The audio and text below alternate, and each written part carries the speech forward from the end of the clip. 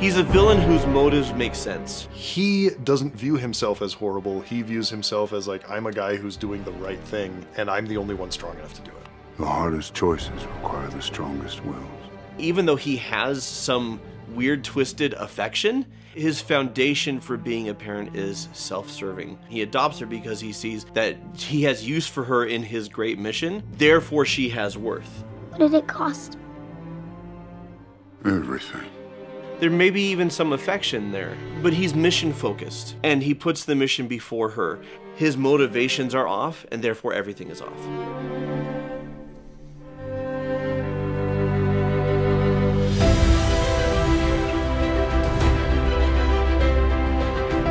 Hello and welcome to Cinema Therapy. I'm Jonathan Decker, licensed therapist who loves movies. This is... Hey, don't snap! It only works if I've got the gauntlet on.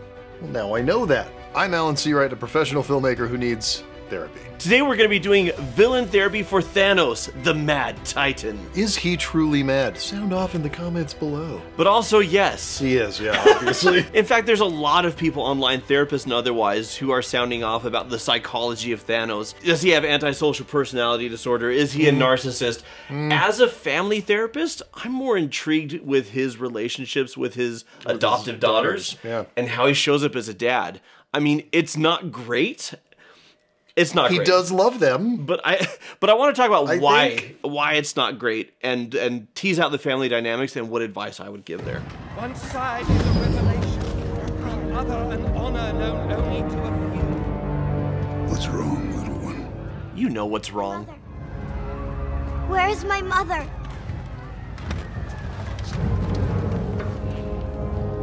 What's your name? Gamora? You're quite the fighter, Gamora. Come, let me help you. And that line, "You're quite the fighter, Gamora," sums up exactly why he's doing what he's doing instead of just putting her in line with the others. It is all about his needs, his goals, what serves him. Look. Pretty, isn't it? Perfectly balanced, as all things should be. Too much to one side. And a meme was born. Here. You try. There's definitely times now where, like, film writers and directors know that they're making a meme. I don't think they knew they were making a meme. No. Concentrate. He turns her away from it. There. You've got it. So he's already indoctrinating her, and he's shielding her. He is such a fascinating character. Really is. Clearly a guy who thinks he's doing the right thing, doesn't like what the thing is that he has to do. Yeah. It's horrible, but he doesn't view himself as horrible. He views himself as like, I'm a guy who's doing the right thing, and I'm the only one strong enough to do it. Yeah. And that's what makes him so interesting to me is he's not sadistic. It's never personal, it's dispassionate, and it's quick. He doesn't derive pleasure from hurting people. It's just, this is what has to be done, here we go. But what's terrifying is also that dispassion, that it's so logical and rational, at least in his mind, that it's completely divorced from a sense of, if you can use the word humanity because they're aliens. But yeah, it's just cold, and I mean, it's the shark from Jaws, right? Yeah. Its eyes roll over white, and it just turns into a killing machine. Yeah, I just do what I do. I will kill anyone, anywhere. Children, animals, old people, doesn't matter. He adopts her, essentially, at this moment. And he adopts her because she's a fighter. And he adopts her because he sees that he has use for her in his great mission. Therefore, she has worth.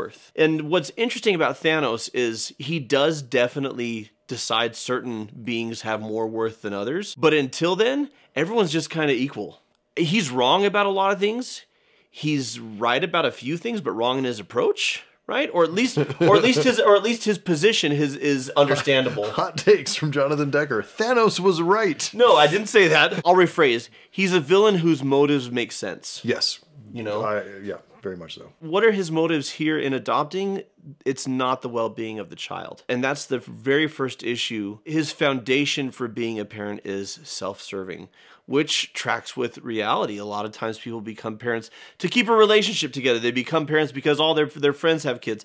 They become parents because they've always wanted to, or they want to do it better than their parents did, or because it'll bring them fulfillment. Like a million reasons other than I want to create life or adopt a life and nurture it and care for it. Give it the best life possible. Yeah, and give it love and belonging and safety and moral instruction, and then turn the life back over to the child when they're of age and say, go be your person, right?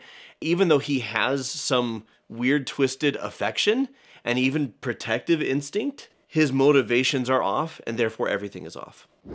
Thanos and Gamora and Nebula probably could have used a good family therapist. Oh, heavens yes.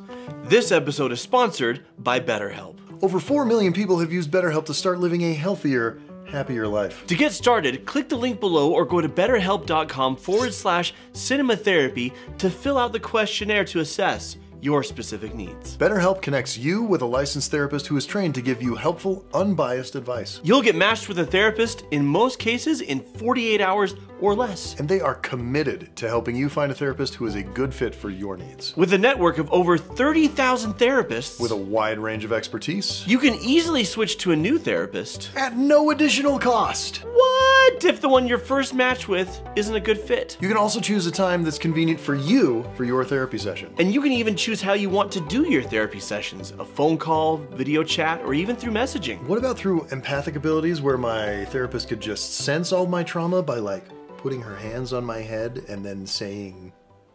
Mantis is not one of their therapists, so probably not. Mantis would be a good therapist though. If you think that you might benefit from therapy, click the link below or go to betterhelp.com/cinematherapy. You'll get 10% off your first month of BetterHelp so you can connect with a therapist and see if it helps you, like it did me, and would have helped Thanos a lot.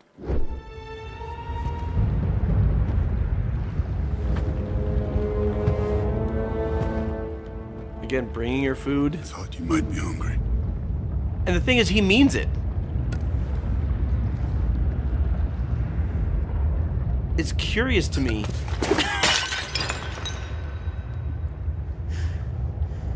I always hated that chair. So I've been told. Even so, I'd hoped you'd sit in it one day. I hated this room. The ship. I hated my life. It's fascinating because there are other things that matter to him, but nothing more than his directive, his goal.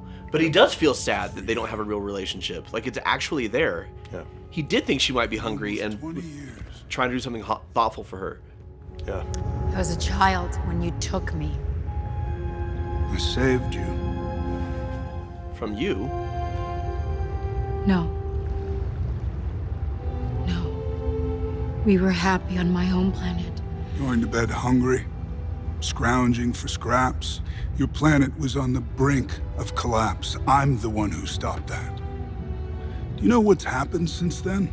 The children born have known nothing but full bellies and clear skies. It's a paradise. Because you murdered half the planet. A small price to pay for salvation. You're insane. Little one, it's a simple calculus. This universe is finite, its resources finite. If life is left unchecked, life will cease to exist. It needs correction. You don't know that! I'm the only one who knows that. At least I'm the only one with the will to act on it. Okay, I'm the only one classically narcissistic personality disorder. Is that what we're seeing? When... Maybe. Maybe, Because okay. is he right? I mean, he is the only one with the will to act on it. I Whether mean- or not his Malthusian ethics are correct. What did he say? Malthus was famously a philosopher who, you know, said that like population needed to be kept in check, right? And it continues to sort of burn.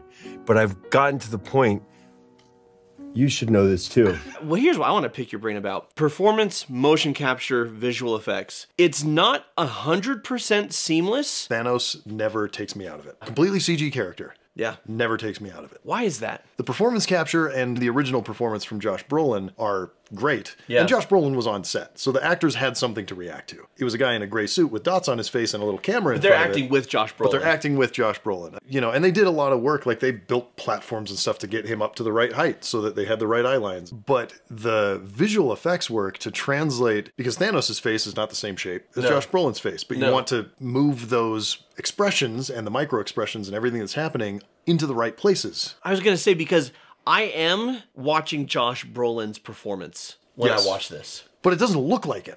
I don't think Thanos looks like Josh Brolin, but the expressions are Josh Brolin's, expressions- and that's why it feels like him. The expressions track perfectly, and the folks at Weta are the best in the world at that. You had that same will as you fought by my side, daughter. That little breeze. Everything I hid about myself, he taught me. And in doing so, made you the fiercest woman in the galaxy. Here's what I value. That's why I trusted you to find the Soul Stone. I'm sorry I disappointed you. I am disappointed. But not because you didn't find it. But because you did. And you lied. Oh, man. So I want to talk about the line, "Everything I hate about myself, I learned from you." And then you nailed it when he says, "And in doing so, I made you the fiercest warrior in the galaxy." When you said, "Here's what I value," he has parented her after his image. He has not parented her to value her free will and to help her figure out who she is or what she wants out of life. He has parented her because even though she's green and small and he's big and purple, he saw a fierce warrior, which is what he is, and he wanted to nurture a little mini-me. If anything should happen to you, I don't know what I would do. I'd probably move on and get another replica, but there'd be a 10-minute period there when I would just be inconsolable. I think of people I've had in therapy who told me about, you know, their dad was really harsh and really cruel and really critical, and they grew up and they accomplished a lot of great things just to spite their dad. And their dad says, "Well, that was the plan. I don't care if you did it out of spite. You still did it. I was giving you someone to push against so you would succeed." And the now adult child is like, "And in doing so, you made me hate you and for a long time hate yourself." What's my professional opinion on that? That's terrible parenting. Yeah, it's not good. Yeah, no, I mean, like, on the surface, okay, you accomplished an objective. The damage you've done psychologically and emotionally to the person who should have been able to trust you with their safety and with their security and their sense of belonging and knowing that they're loved is, I wouldn't say irreparable, because obviously I do what I do because I believe it's reparable, but man, you've caused some pain and it's not okay. The universe has judged you. You asked it for a prize, and it told you no. You failed. I really love that line. And do you want to know why? Because you love nothing. No one.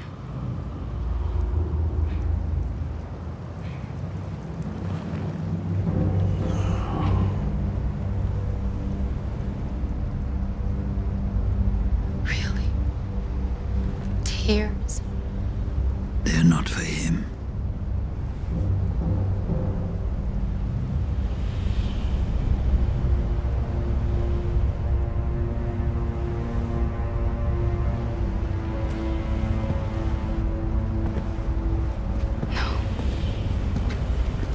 This isn't love. Which is true. Ignored my destiny once. I mean, the Stones think it's love because they accept the sacrifice. But this is where the Stones and I disagree. I'm on Team Gamora on this one. What he has for her, and I'm going to talk over the scene a bit so we don't get too destroyed by it.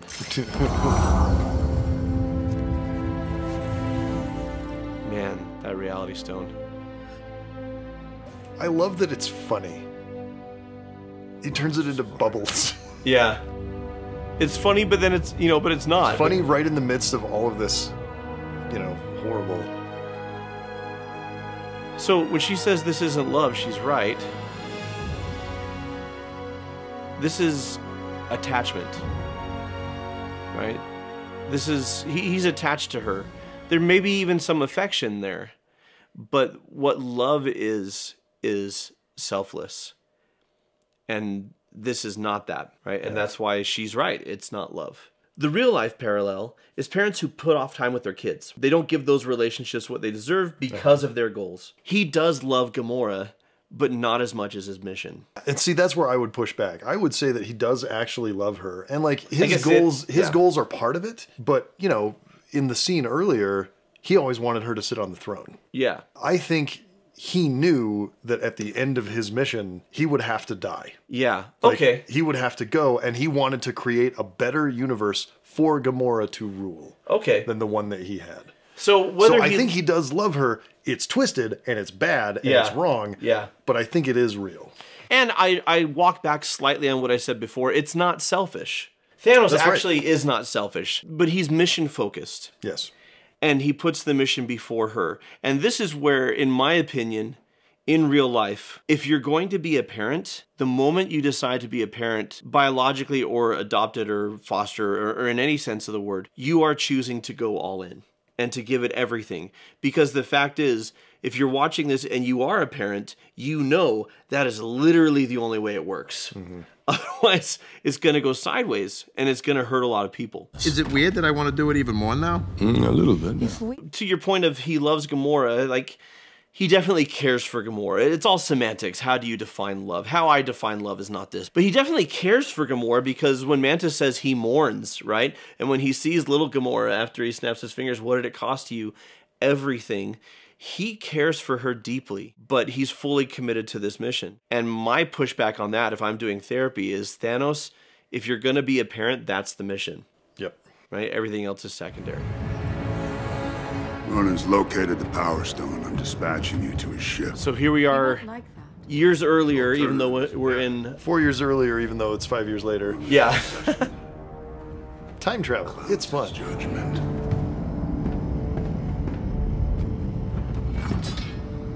We will not fail you, Father. No, you won't. I swear. He's looking at Gamora when he says, I know you won't. Yeah.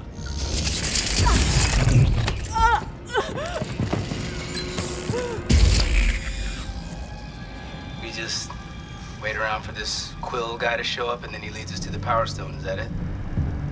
Let's take cover. We're not the only ones in 2014 looking for the stones. Who was that?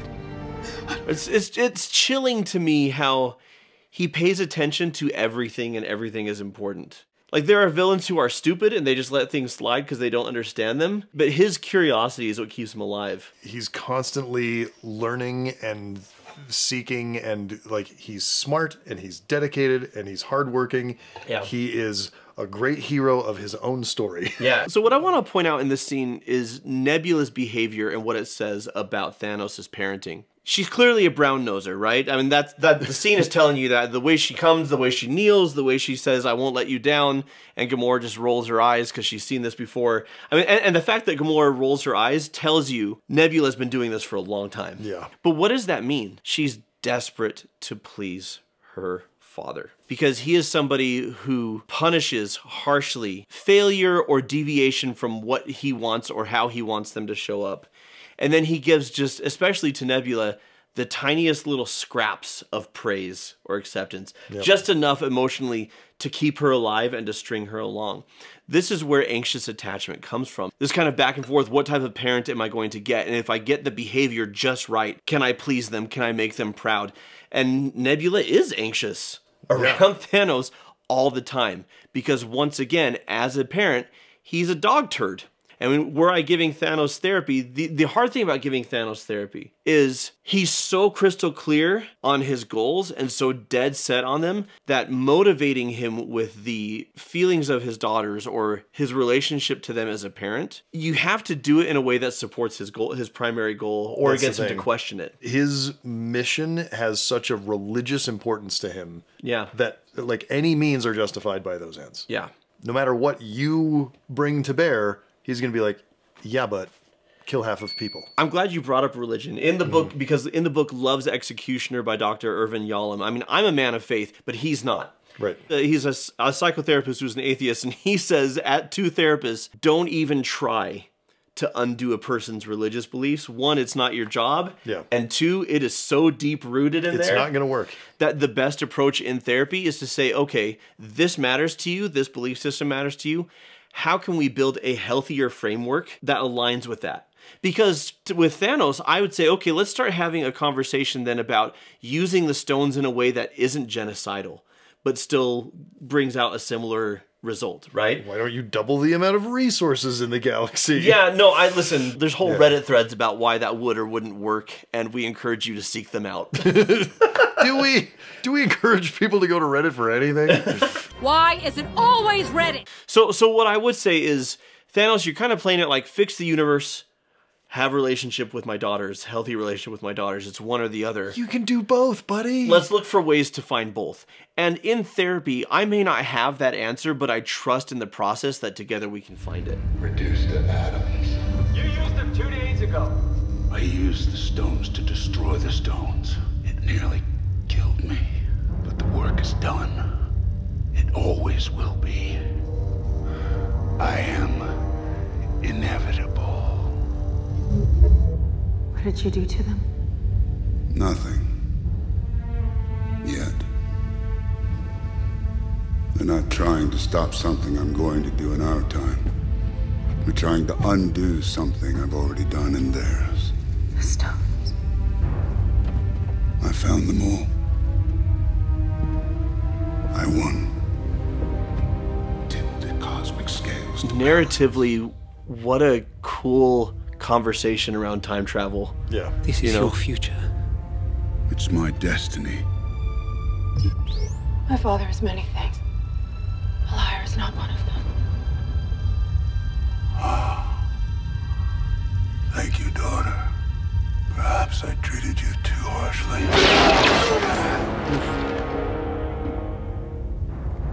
That is destiny fulfilled. He knows. Yeah, to your point. He knows there's not a universe for him. No, He's a traitor. that's not me. That's not. I could never. I would never betray you. Never.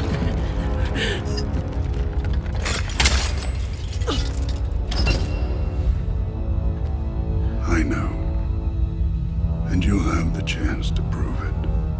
I don't think he's a narcissist. I think he has narcissistic traits for sure. I don't think he qualifies for all the criteria. I do think he's a zealot.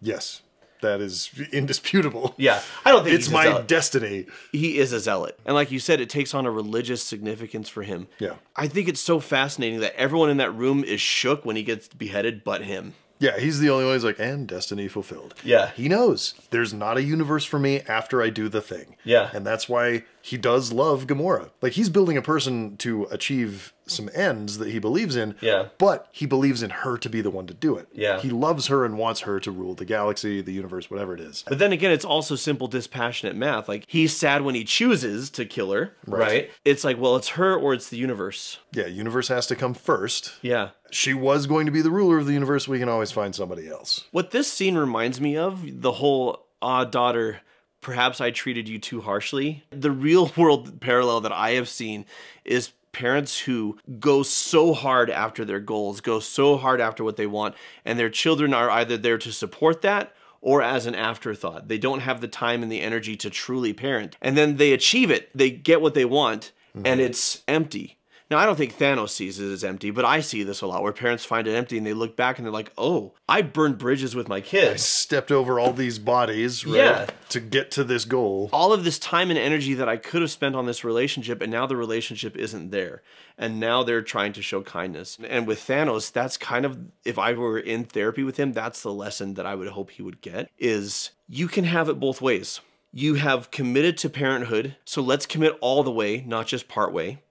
Let's re-explore what parenthood is, because you see it as a means to the ends you're seeking. And if you have a relationship with these daughters, it's like a happy byproduct. Right. And then he's also, and there's a whole other episode we could do on the fact that he pits them against each other and he plays favorites. I didn't have time to go into that now, but that's a layer of this, right? And I would help him get to a healthier place of, okay, you committed to parenting. Let's truly love and support these daughters in who they want to be and in having a relationship with each other.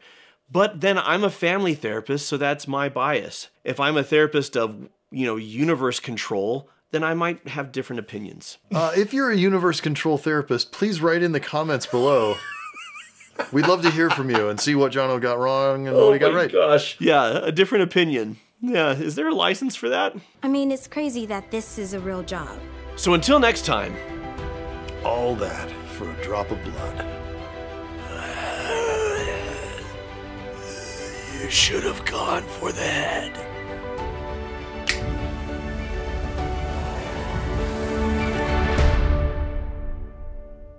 Thank you, patrons. You are inevitable. Folks like Helen. What the? Javaft. JVAFD. Mark Andujar. Brooklyn Sparks. And Super Faint. Which sounds like a really great 70s band. It does sound like a great 70s band. All right. We love you. Thank you.